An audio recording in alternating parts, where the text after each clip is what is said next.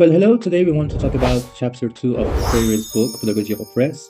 And the title is Banking versus Problem Posing Teaching. How do you feel when you are in a classroom? You feel like an empty container or something or someone that is active in their own learning? Well, it depends. In some classes, yes, and in some classes, no.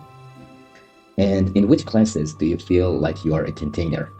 In some classes where teacher acts as a kind of depositor, he sees us as something that should be filled with knowledge. Only he or she speaks in the class, and we are passive listeners.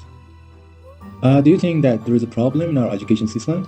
Generally, even nationally or worldwide, yes. In some education systems, we have something called narration sickness. And that is exactly what you described about these classes.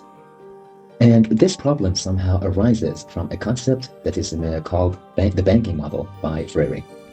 In this model, or in this concept, education is seen as something like hierarchical. The teacher is above the student, and the students are depositories. They are or containers to be filled, as you mentioned. And what it fosters or creates is it maintains the status quo through inhibition of creativity and uncritical thinking or acceptance.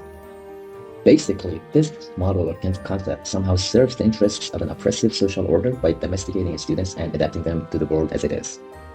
And in contrast, we have problem-posing education, which is somehow a kind of education that we don't have teacher and a student's role. Everybody is equal in that concept, and they try to investigate their reality and see what is the problem, and they have dialogue to solve those problems and move to their kind of liberation.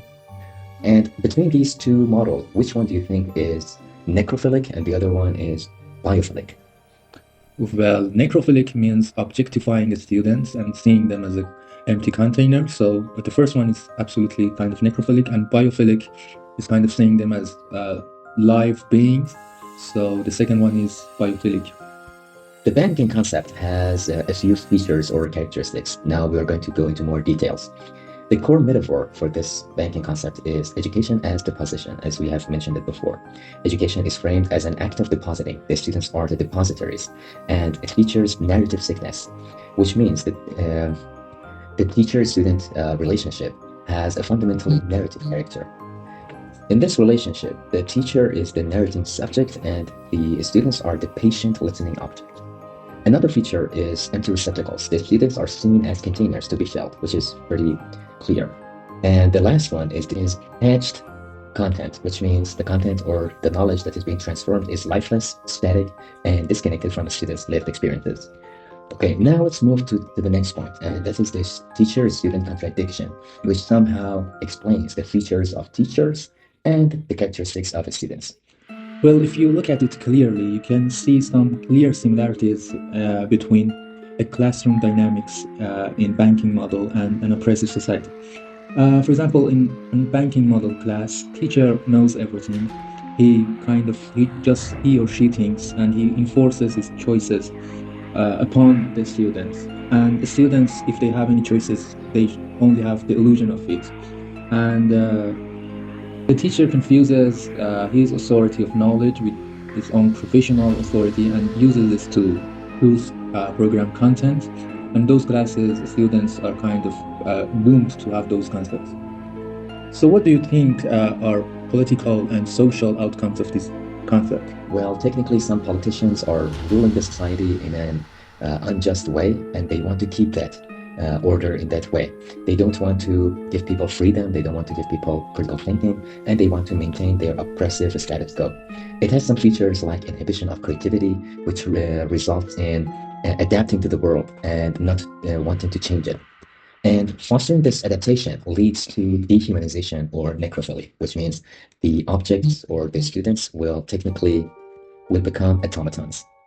And this model is the instrument of oppression, which is the ultimate goal of this educational model, to dominate. So let's see what Paulo Freire offers for the counter of the banking concept. What do you think is the problem-posing education? What is the practice of freedom?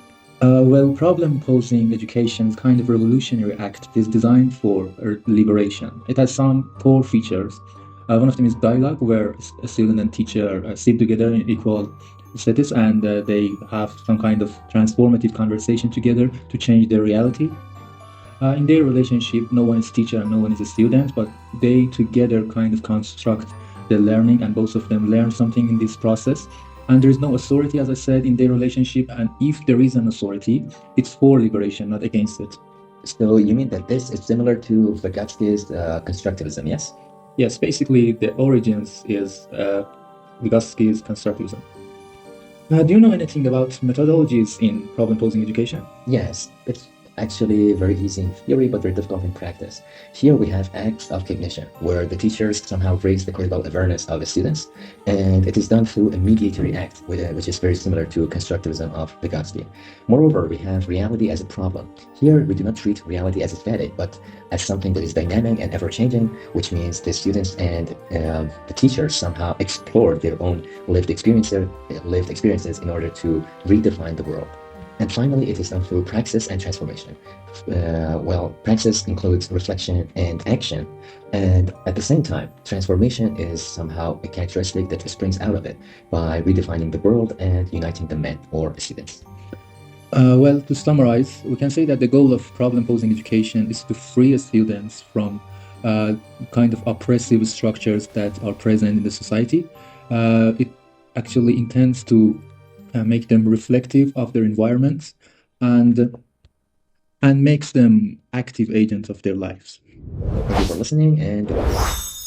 Thank you, and please let us know if you like this conversation, and goodbye.